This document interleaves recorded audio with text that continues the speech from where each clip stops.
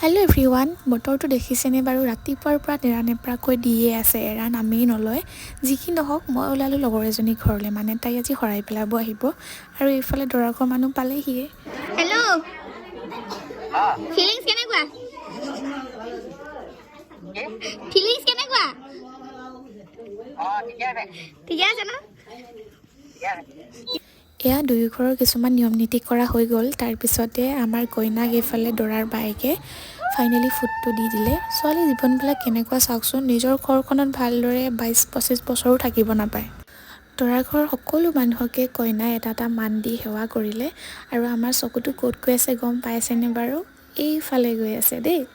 শুভ কামত বোলে দেৰি কৰিব নালাগে, সেইকাৰণে আমি দেৰি নকৰাকৈয়ে আমাৰ কামত লাগি গ'লোঁ। তাৰপিছতে ভাবিলোঁ পেট পূজাটো কৰি লওঁ আৰু দৰাৰ ঘৰৰ পৰা অনা মিঠাইটো থাকি গৈছিলে, লগতে খাই দিলোঁ। আৰু ভিডিঅ'টো আজি ইমানেই আছিল, যদি ভাল লাগিলে লাইক এটা কৰি থৈ যাব দেই।